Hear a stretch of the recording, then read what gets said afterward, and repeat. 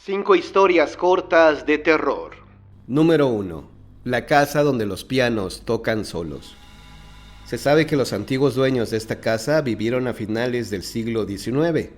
Tenían una hija a la que le gustaba mucho tocar el piano durante el día, y en verdad que era habilidosa. Todavía no se sabe con certeza la causa de su muerte, pero esto causó un gran pesar a los padres, sobre todo porque todavía era una niña. Los moradores de la casa siempre escuchaban unos ruidos extraños como si fueran pasos, procedentes de los cuartos interiores. Parecería como caminaran y saltaran siempre en dirección a la sala. En este lugar se encontraban los pianos de la residencia, 2 de estudio y 1 de cola. Y asegura la leyenda que se trata de manos infantiles, las que producen unas hermosas notas que se oyen en todo el barrio, embelesando a los vecinos que ya conocen al lugar como la casa donde los pianos tocan solos. Número 2. El fantasma indefenso. Lidia era una niña que habitaba en el campo con su mamá. Tenía 10 años y no asistía a la escuela debido a la pobreza extrema en la que vivía. Entre sus labores se encontraban cosechar maíz, vender algunos frutos en el pueblo y la más difícil, hacerse cargo de sus hermanitos. Su madre, aunque también trabajaba, gustaba de divertirse en las cantinas, por lo que diariamente llevaba a hombres a su humilde vivienda. Pero un buen día, un señor mal encarado llegó para quedarse. Se instaló y pidió ser atendido como el hombre de la casa. A Lidia no le quedó de otra que servirlo, pues no quería ser golpeada como su madre. Había pasado casi un mes y el hombre no tenía pensado marcharse. Lidia pensó que esta vez su madre se quedaría con él. Esta situación no era del agrado de la hija mayor, pues los adultos se emborrachaban a diario y los hijitos cada vez padecían más hambre, por lo que Lidia se vio obligada a pedir limosna. Una tarde la niña obtuvo el suficiente dinero para llevar a los pequeños un poco de comida. Muy alegre cruzó los matorrales para llegar a su casa. En el interior, su madre y su padrastro se divertían bebiendo tequila. Al percatarse de la llegada de Lidia, se dirigió hasta el patio donde la niña había reunido a sus hermanos para darles de comer. Enfurecido por esta acción, el hombre arrebató las tortillas y el pollo. Azotó a los pequeños ante la mirada indiferente de la madre, lo que ocasionó que Lidia se abalanzara contra él para evitar que siguiera golpeando a sus hermanos. El padrastro no medía su fuerza, iba a los efectos del alcohol, tomó a Lidia por el cabello y estrelló su cabeza contra una piedra. Lidia murió al instante.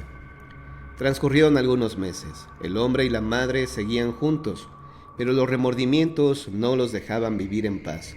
Decidieron mudarse a la capital, a donde nadie los conociera, pues constantemente los niños decían que veían y platicaban con Lidia. Atemorizados porque el espíritu de la niña se les aparecía para cobrar venganza, huyeron antes de lo planeado. De tal forma que Lidia no tuvo tiempo para hacer pagar al hombre el crimen que había cometido. Debido a las deudas de la madre, su casa fue vendida. Unos forasteros se hicieron cargo de las milpas de maíz, derribaron la humilde vivienda y construyeron una casa más grande, aunque carecían de los servicios básicos. Cuenta la leyenda que el alma de Lidia continúa penando en el lugar, pues su corta edad no le permitió entender que alguien le había quitado la vida. Es por ello que aparece para pedir limosna o un poco de agua para sus hermanitos. Lidia vaga como un fantasma indefenso que no ha podido descansar en paz porque todavía no se ha dado cuenta que ya falleció. Número 3. Cuento de un chaneque. Un anciano y su nieto habitaban en un rancho. En los alrededores vivía un chaneque que le robaba la comida cuando salían de casa. Un día, la abuela fue a cortar hierbas y cuando regresó ya no encontró a su nieto. Le preguntó al chaneque si lo había visto y éste le contestó: Por ahí vi que se fue. La abuela buscó y buscó al niño y no lo encontró. ¿Qué le pasaría?, se preguntó. ¿Se lo comería el chaneque? Fue al pueblo a avisarle al papá del niño y juntos regresaron al rancho. Todavía andaba por ahí el chaneque. «Ayúdanos a recoger la leña», le dijeron, «y la pones cerca de la casa». Al anochecer todos se fueron a dormir. El chaneque se estiró las orejas y se le hicieron tan largas que una la dobló para utilizarla como almohada y con la otra se tapó. Cuando la abuela vio que el chaneque dormía, encendió la leña y huyó con su hijo. ¡Me estoy quemando! ¡Me estoy quemando! Gritó el chaneque. ¡Me quemo arriba! ¡Me quemo abajo! ¡Me estoy quemando! La abuela y su hijo se escondieron en la copa de un árbol. Cuando los otros chaneques oyeron las quejas de su compañero, vinieron corriendo, recogieron las cenizas del chaneque quemado, se las comieron y así revivió el chaneque. La abuela y su hijo se fueron del pueblo y nunca regresaron al rancho. Número 4. Una extraña aparición.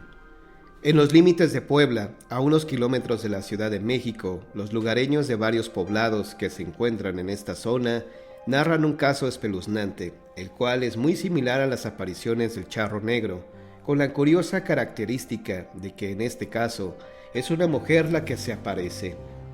Pedro Durán es originario de Teciutlán, Puebla, y frecuenta muchas veces el lugar donde vivió en su niñez.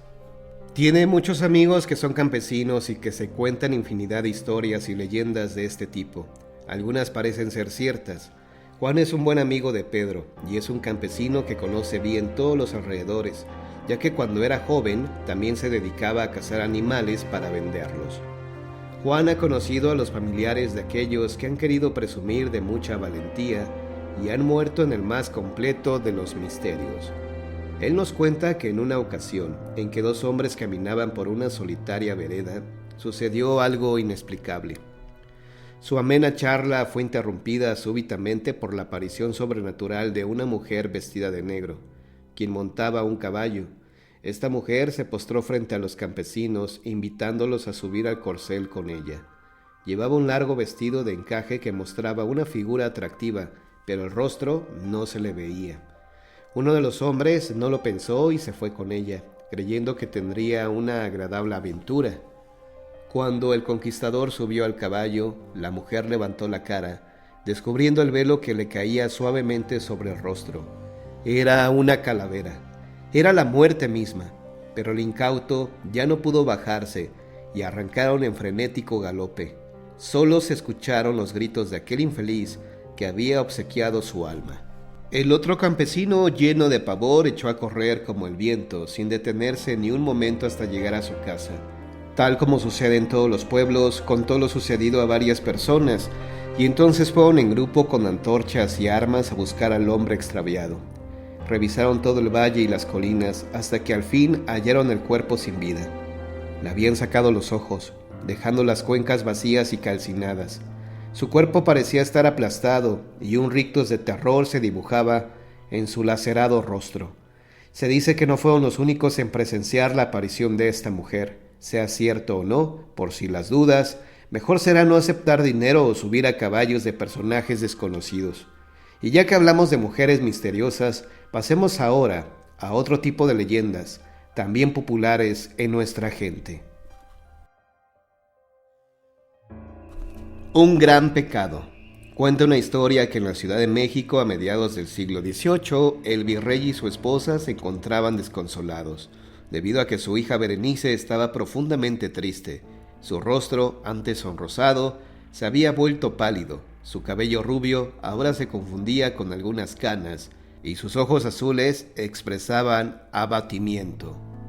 Berenice rara vez sonreía, casi no comía, no salía a pasear como antes, y permanecía horas enteras con la mirada detrás de la ventana de su alcoba, que daba al jardín del Palacio Real. Los padres de Berenice llamaron al médico de la Cámara de los Virreyes y a los doctores del Real Protomedicato, pero ninguno de ellos hallaba la razón de la extraña enfermedad. Su única distracción consistía en leer a escondidas un libro que le había prestado una anciana y pícara camarera española que se encontraba al servicio del Real Palacio. El libro se llamaba La Dorotea y Berenice. Se deleitaba con algunos pasajes que llegó a aprender de memoria. ¡Ay, infeliz de mí! ¿Para qué vivo? ¿Para qué solicito conservar la más triste vida que se ha dado a esta esclava? ¿Cuál mujer de mis años la pasa con tantos sobresaltos y desdichas? ¿Qué fin me promete tan desigual locura? Transcurrían los días y Berenice no mejoraba. El médico de la cámara aumentó las visitas. Casi todos los días le tomaba el pulso, la hacía enseñar la lengua, auscultaba el estómago y el brazo, la hacía abrir grandes los ojos.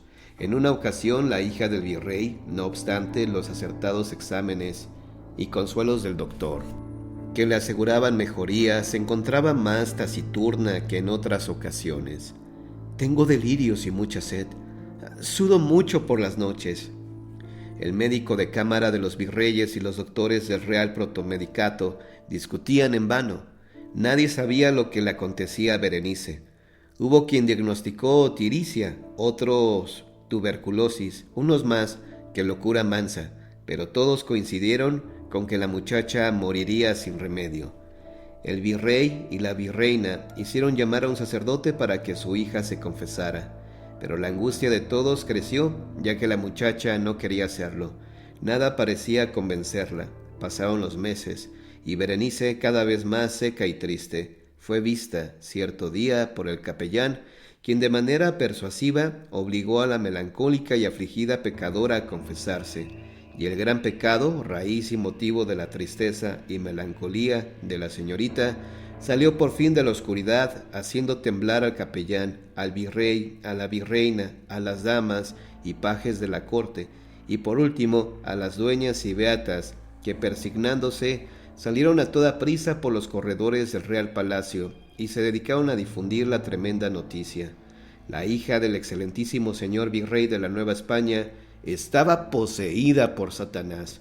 Al poco tiempo de confesarse, el color sonrosado de Berenice tiñó el blanco de su rostro, las canas que tenían desaparecieron y en sus ojos azules se reflejó un gran regocijo. El capellán absolvió a Berenice del gran pecado. Meses después, Berenice contrajo nupcias con un humilde joven jardinero del Real Palacio, Juanillo, un negro hijo de un esclavo.